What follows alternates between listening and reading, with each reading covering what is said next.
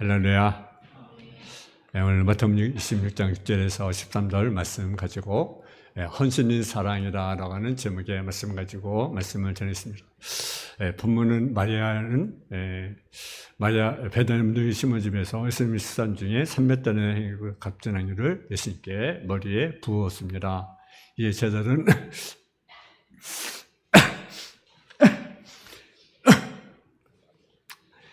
이 행위를 팔아 간절히 구제한 것이 낫다고 비평합니다. 그러나 예수님은 저들의 여인을 괴롭히지 말라고 하셨고, 여인 행위가 당시 죽음을 예비한 선행을 신천을 하시고 복음이 전파되는 곳에 이 여자의 행한도 기억하리라고 주님이 말씀하셨습니다.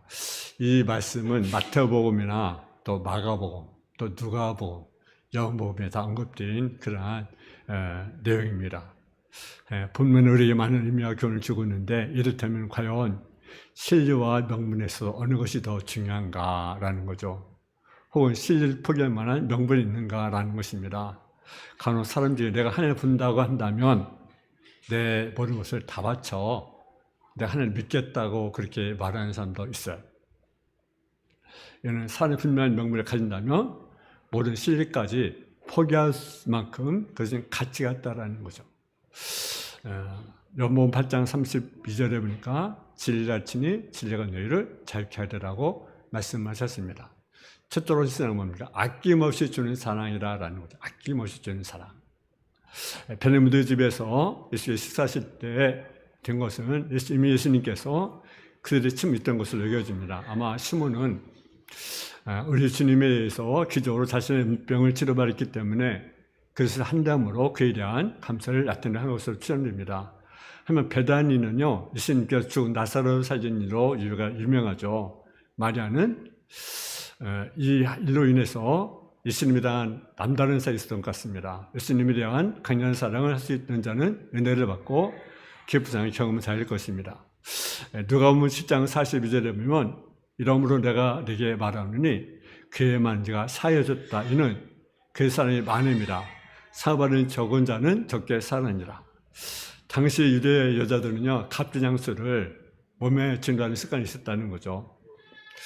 그래서 근데 이 향유는 매우 값진 것입니다. 마리아가 쓰는 향유를 부은 것은 얼마의 가격에 해당되는 것입니까? 300다나리온에 해당하는 것입니다. 300다나리온은 1년치 노른자의 그 품삯을 가리키죠. 1년에 사람들이 얼마 정도 줄 것 같습니까? 예를 들어 노동자가 1년 우리가 번 얼마나 벌겠습니까? 하루 예를 들어 일당이 얼마나 딸 수 있겠죠? 10만 원? 15만 원, 20만 원. 예를 들어 15만 원으로 친다 한다면 20일을 일한다면 얼마입니까? 20일 하면 300만 원. 그럼 1년은 얼마입니까? 12개월이니까 3,600만 원. 대략적으로 한 그에 해당하는 그런 값어치가 나는 그런 돈입니다. 이것은 당시 5,000명을 먹일 수 있는 정도의 엄청난 가격이에요. 이거는 가진 것 중에 가장 귀하고 값진 것을 주님께 드린 것입니다. 사랑은요, 타산적이 아니었습니다. 사랑은 최소한 얼마로 하나님의 기분 좋게 할 수 있겠느냐 어려워하지 않습니다. 사랑의 유일한 소망은 뭡니까? 최대한 주는 것이 사랑이라는 거죠. 말을 준 오라비는 살리신 은혜를 생각하면 한 목합도 오히려 부족해질 것이나 극적인 감격적인 사랑이 없이는 이런 것을 낭비처럼 보이는 거죠. 그래서 마태복음 18장 8절 9절에 보면 저들이 보고 분명히 이르되 무슨 이들이 이것을 허비하느냐, 이것을 비싼 값에 팔아 가난한 자에게 줄 수 있겠더라 하거늘, 많은 경우에 있어서 다툼과 오해는 왜 생기느냐? 견해 차이로 생깁니다. 견해. 성경은 신앙과 불신앙, 유괴 생각과 영의 생각, 얼마나 많은 대립이 있는가, 갈등인가를 우리가 발견할 수가 있습니다. 중요한 것은 내가 어디에 관심을 갖고 있느냐, 내 관심이 내가 어디에 있느냐라는 거죠. 여러분, 자식을 양육하고 부모를 섬기는 일을 경제 원칙과 실践 방법으로 개선할 수가 있겠습니까? 명절 때가 되면 고향을 찾아갑니다. 민족 대이동이 시작됩니다. 근데 차가 엄청나게 막히죠. 고통 지옥 속에 죽은 부모의 산소를 찾아가 본 일은 아무 의미가 없는 일일 수 있어요. 돌아가신 부모님이 뭐 듣기를 하겠습니까? 또 먹기를 하겠습니까? 듣지도 못하죠. 먹지도 못하죠. 근데 만약 그렇게 생각하고 고집하면 그걸 주위 사람들이 불효한 자식이라고 말할 것이죠. 요즘은요, 믿음도 돈으로 계산해요. 사랑도 돈으로 계산해요. 부부간에도 또 부자지간에도 물질이 계산되는 시대 속에 살고 있어요. 그러나 사랑은 주는 거죠. 아낌없이 주는 거죠. 여러분, 막달 말에는요, 주님을 사랑하니까 아낌없이 드린 거예요. 아낌없이 헌신한 거죠. 그것이 사랑인 거죠. 두 번째로는 하나님의 사랑이라는 거죠. 제자들은 이 여인이 예수님 머리에 행위에 붓는 행위에 대해서 분개했다고 말합니다. 이것을 무슨 의사로 허비하느냐고 질책합니다. 일본의 상식의 세계와 사랑의 세계는요, 큰 차이가 있어요. 일반 상식에는요, 사리와 분별, 그리고 지식이 다르지만, 사랑에서는 무엇이 지배합니까? 마음이 지배하는 거죠. 인생사대란 상술된 영이 또 있지만, 오직 사랑의 낭비를 필요로 하는 경우도 있습니다. 우리가 쉽게 주고 베풀 수 있는 것은요, 참는 선물이 아니라는 거죠. 값진 선물, 값진 사랑은 무엇입니까? 거기에는요, 희생이 있는 거예요. 우리가 줄 수 있는 능력보다도 훨씬 더 클 때 참는 선물을 드리는 거죠. 근데 우리는요, 형식적인 사랑하잖아요. 형식적인 선물. 참는 선물은요, 하나님의 사랑, 아카페된 사랑이라는 거죠. 하나님이 그 아들을 우리에게 독생자로 주신 것이 지구의 선물입니다. 이 선물은 우리를 위하여 아낌없이 하나님의 선물이며 우리의 지식과 우리의 지혜를 뛰어넘는 하나님의 방법이었습니다.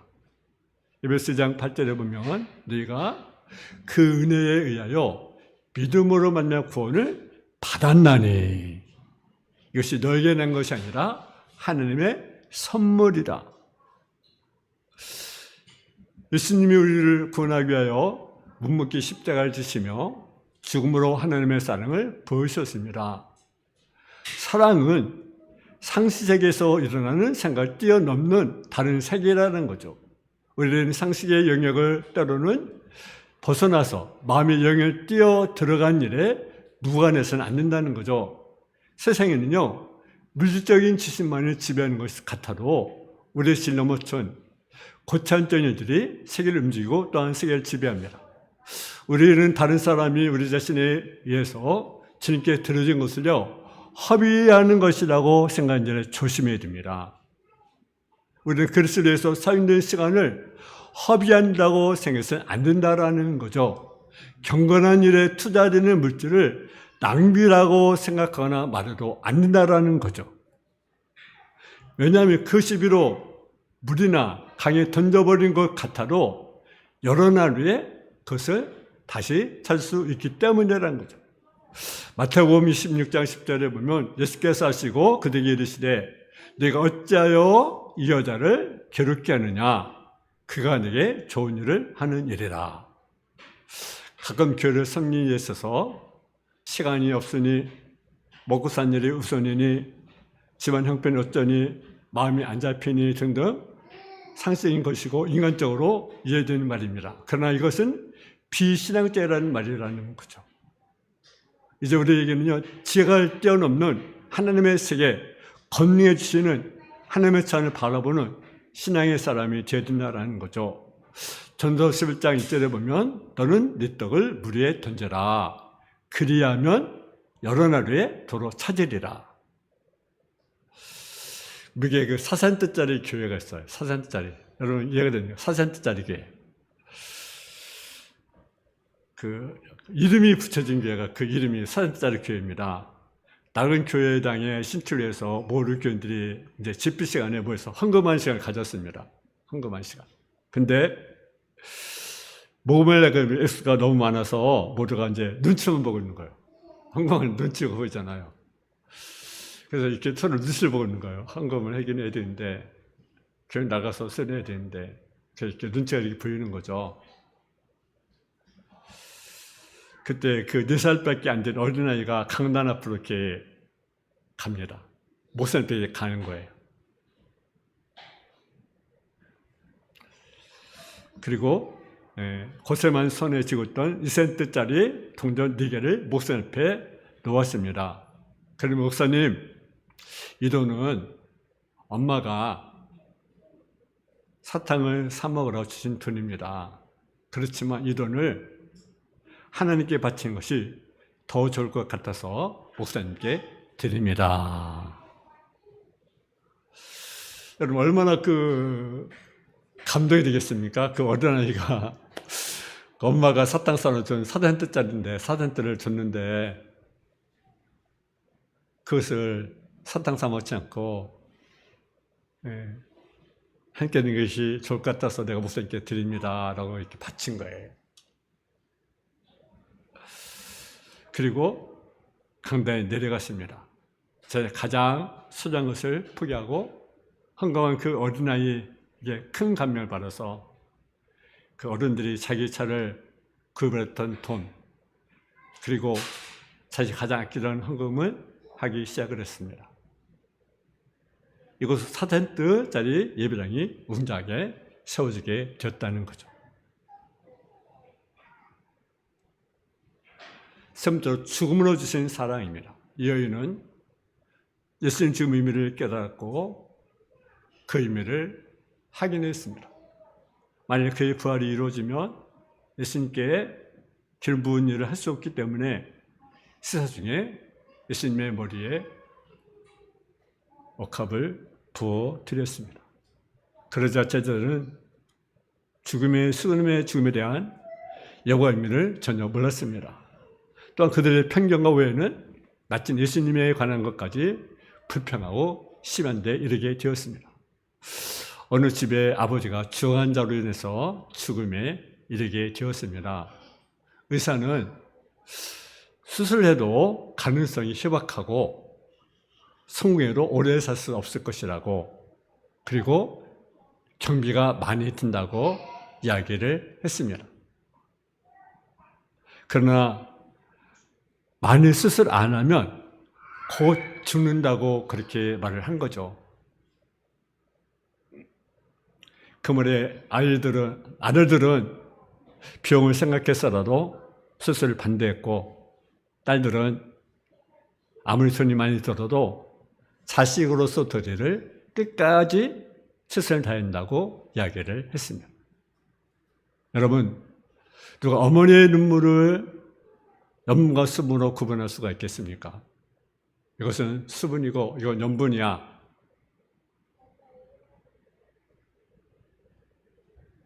또 부모님 얼굴에 있는 주름살을 누가 흉하다고 말할 수가 있겠습니까?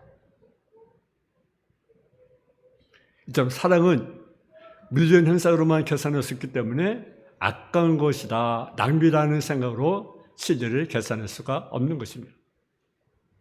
하나님께서 우리에게 주신 사랑은 죽음으로써 우리에게 주신 측량할 수 없는 그러한 사랑입니다. 부모의 사랑을 받은 자녀가 아니면 그 사랑을 결코 이해할 수가 없는 거죠. 하나님의 사랑의 깊이, 그것은 그 사이 입은 성도만이 알 수가 있는 것입니다. 요엘서 4장 19절을 보면 우리가 사랑하면 그가 먼저 우리를 사랑함이라. 주님을 기쁘게 하고 하나님을 영화롭게 하는 일이라도 약한 믿음의 소유자는 어떤 경우에도 사탄처럼 생각하고 행동할 때가 있습니다. 마태복음 16장에 보게 되면 예수님께서 십자가를 지는 일을 베드로가 만류합니다. 그런 일 결코 있을 수 없다고. 그 대신에 뭐라고 말씀하셨습니까? 예수께서 지키며 베드로에게 이르시되 사단아, 내대로 물러가라. 너는 나를 넘어지게 하는 자로다. 하나님은 생각지 아니하고 도리어 사람 일을 생각하는도다. 기독교는 그의 죽음과 부활과 승천과 영광 속에 그의 재림으로 핵심을 이루고 있습니다. 여인의 행위는 늘 행할 수 있는 구제에만 관심을 가졌던 제자들에게 비해서 영혼에 간절히 할 것임을 예수님은 말씀하셨습니다. 그래서 마태복음 26장 11절에 보게 되면 우리 11절을 같이 봉독하겠습니다. 시작. 가난한 자는 항상 너희와 함께 있거니와 나는 항상 함께 있지 아니하리라. 아멘. 가난은 항상 있어요. 그러니까 내가 마음만 먹으면 구제 언제나 할 수 있어요. 왜? 가난은 언제나 있으니까. 옛날에도 있고 지금도 있고 항상 할 수 있어요. 근데 예수님은 그래요? 안 그래요? 주님은 항상 있지 않는다. 여러분, 옥합을 깨트릴 기회는요 항상 있는 게 아니에요. 늘 있는 것이 아니에요. 사랑할 수 있는 거, 주님을 사랑할 수 있는 거 항상 있는 것이 아니에요. 사람 도울 수 있는 것은요 언제든지 할 수 있어요. 기회는 항상 있는 것이 아니라는 거죠. 예수님 옥합을 깨트리신 것은 언제 있는 것이 아니라는 거죠. 여러분, 신앙생활에는 우선순위가 있는 거죠. 신앙생활의 기본적 문제만 여러분 예미스를 보인 세대는 큰 실을 범하기는 거죠. 우리는 어디에다 삶의 우선을 두고 있습니까? 여인이 바른 신앙적 자세 같이 한 때문입니다. 마태복음 20장 12절 13절에 보면 여자가 내 몸에 행위를 부은 것은 내 장래를 위하여 함이라. 내가 진실로 내게 이르노니 온 천에 어디서든지 이 복음이 전파되는 곳에는 이 여자 행위로 말하여 이를 기억하리라 하시니라. 오늘 나에게 요구하는 것이 무엇입니까? 우리 주님께서 나에게 무엇을 원하고 계신가 한번 생각해 봐야 합니다. 만약 물질적이고 인간적인 계산으로 하나님께 나왔다 간다면 주님의 죽으심과 구속의 주님을 바라보는 참된 신앙을 우리가 가져야 된다는 거죠. 주류중에 모세에게 가장 뜨거운 것이 페리컨이라고 말합니다. 페리컨. 이 페리컨은요, 크게 늘어난 목주머니 가진 새로서 새끼 줄 모기가 없으면 자기 살을 뜯어서 준다는 거죠. 뭐를 뜯어줘요? 자기 살을 뜯어주는 거예요. 새끼를 먹이려고. 새끼를 살리려고.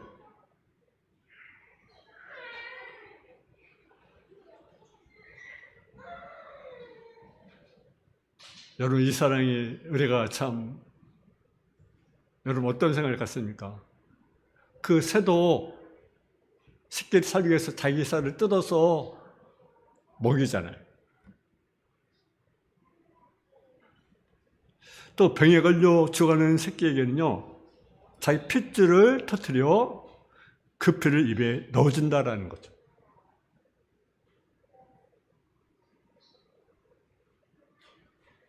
어머니 페니콘은 자신이 죽어가면서도 새끼를 위해서 기꺼이 목숨을 바치는 거죠. 이세는 사랑의 희생의 상징으로 십자가에 피 흘려 흘리신 예수님을 비유하기로 합니다. 여러분, 성도에게 참된 동기와 헌신 일으키게 하는 힘의 원천이 어디에 있습니까? 또 영적 무기력을 극복하는 방법이 무엇입니까? 우리는 신앙의 행위가 초월적이어서 영적 체험과 경험, 신앙의 심전 맛을 맛보지 않고는 이해가 어렵다는 거죠. 또 우리가 하나님 사랑의 멜로디요, 그 길이와 그 넓이를 이해할 것입니다. 믿음에는 부가가치를 극대화시키는 대여전을 요구된다라는 거죠. 들매는 바 합창 관역단이 있습니다. 목사의 아들이며 올전 인자였던 칼 리트 씨가 창립한 단체입니다. 여기 입단 때 이런 생각을 한다는 거죠. 어떤 생각이냐면요, 생활에 필요한 최선의 시간과 돈만을 제외하고 나머지 몽땅 바 음악의 아름다움을 위하여 바친다. 최선의 생활 그리고 돈을 제외하고는 나머지 누가 해봤죠? 이 음악단에다 바친다. 입단식 이거 서약을 해요. 서약.